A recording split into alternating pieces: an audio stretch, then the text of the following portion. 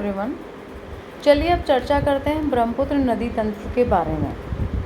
देखिए, ब्रह्मपुत्र नदी तंत्र भी भारत का एक इम्पॉर्टेंट ड्रेनेज सिस्टम के अंतर्गत आता है और ब्रह्मपुत्र नदी, इसकी जो मास्टर स्ट्रीम है वो ब्रह्मपुत्र नदी है और बाद में उसकी ट्रिब्यूटरीज मिलके एक नेटवर्क बनाते हैं। ब्रह्मपुत्र नदी विश्व की लंबी नदियों में से आती है और इसका जो लगभग लंबाई है वो है 3848 किलोमीटर के आसपास। इस नदी का प्रवाह क्षेत्र की यदि हम बात करें तो ये है 3 देशों से होकर बहती है, चीन, भारत और बांग्लादेश। इन 3 देश हैं जहां ब्रह्मपुत्र व उसकी सहायक नदियां प्रवाहित होती हैं। ब्रह्मपुत्र नदी को कई अलग नामों से जाना जाता है। देखिए, तिब्बत के पठार में, तिब्बत वाला जो हिस्सा है वहाँ इसे सांगपो के नाम से जानते हैं। वहाँ की भाषा में जो सांगपो वर्ड है वो शुद्ध करने वाला है, तो तिब्बत में इसे वही दर्जा मिला हुआ है जो कि हमारे भारत में गंगा नदी को मिला हुआ है। चीन जो है, चीन में इसे याहालंग जायबो के नाम से जानते हैं। असम में हम इसे ब्रह्मपुत्र या कुछ जगहों पर घियांग नाम से भी पुकारते हैं। अरुणाचल प्रदेश में दिहांग नदी के नाम से जाना जाता है और बांग्लादेश में इसे जमुना नदी के नाम से जानते हैं।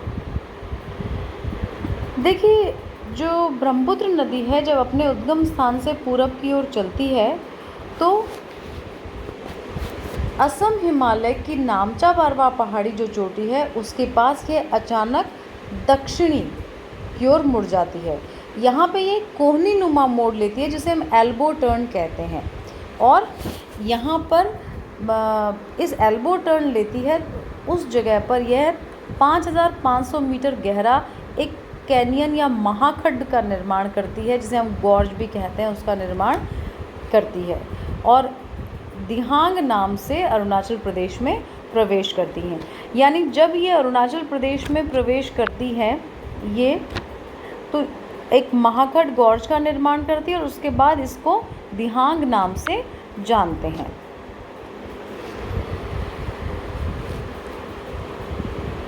इसके बाद यह है सेदिया, वो जो परसी घाट है वहाँ असम में प्रवेश करती है। ब्रह्मपुत्र नदी जब अरुणाचल प्रदेश में प्रवेश करती है तो अरुणाचल प्रदेश में 2 सहायक नदियाँ दिबांग नदी और लोहित नदी इसमें आकर मिलती हैं और उसके बाद यह आसाम राज्य में एक समतल घाटी में प्रवेश करती है। असम के सादिया से धुबरी तक जो ब्रह्मपुत्र नदी है पूरब से पश्चिम की ओर एक रैंप घाटी में प्रवाहित होती है। इस रैंप घाटी के उत्तर में हिमालय पर्वत और दक्षिण में शिलोंग का पठार स्थित है। सादिया से धुबरी तक प्रवाहित होने के बाद ब्रह्मपुत्र नदी धुबरी से दक्षिण की ओर अचानक मुड़कर बांग्लादेश में प्रवेश करती है। यहाँ इसे जमुना नदी के नाम से जाना जाता है, यानी बांग्लादेश में ब्रह्मपुत्र नदी को हम जमुना नदी के नाम से जानते हैं। सिक्किम के जेमू ग्लेशियर के नितामू झील से निकलने वाली तीस्ता नदी बांग्लादेश में जमुना नदी से मिलती है, तो अल्टीमेटली तीस्ता नदी भी ट्रिब्यूटरी किसकी हुई? ब्रह्मपुत्र नदी की हुई। बांग्लादेश में जमुना नदी की धारा वहाँ की जो पद्मा नदी है उससे मिल जाती है और दोनों संयुक्त जो धाराएं हैं वो पद्मा के नाम से जानती है।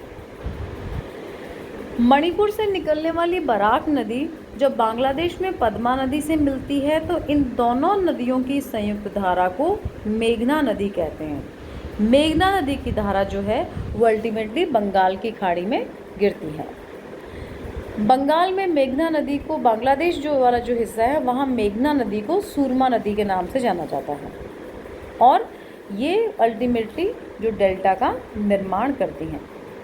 अब ब्रह्मपुत्र की जो सहायक नदियाँ हैं वो देबांग, लोहित, धनश्री, सुबनसिरी, जिया भरेली, पगलादिया, मानस, तीस्ता, पिथुमारी और संकोश हैं। मानस नदी भूटान से निकलकर असम राज्य में ब्रह्मपुत्र नदी से मिलती है। वहीं सुबनसिरी एक पूर्ववर्ती नदी है जिसका उद्गम क्षेत्र तिब्बत में है। यह नदी तिब्बत, अरुणाचल प्रदेश और असम में प्रवाहित होती है। संकोश नदी उत्तरी भूटान से निकलकर असम और पश्चिम बंगाल के बीच सीमा बनाती हुई असम बांग्लादेश सीमा के निकट ब्रह्मपुत्र नदी में मिल जाती है। ब्रह्मपुत्र नदी बेसिकली अपनी इस नदी का जो क्षेत्र है वहाँ प्रायः बाढ़ें आती रहती हैं। इसकी निचली घाटी में जल यातायात के लिए इसका बहुत उपयोग होता है।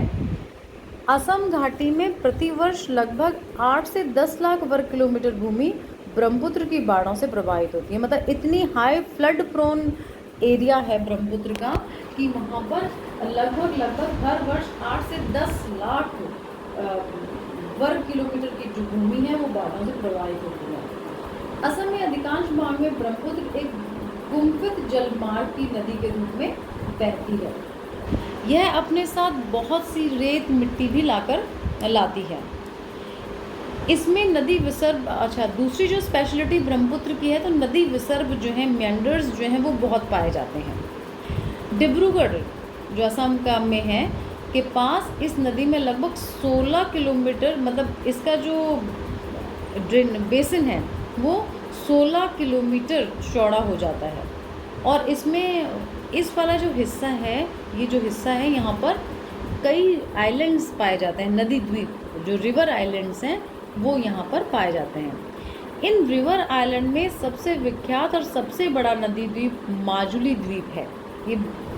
ये लगभग 90 किलोमीटर लंबा है और इसकी अधिकतम जो चौड़ाई है वो 20 किलोमीटर है।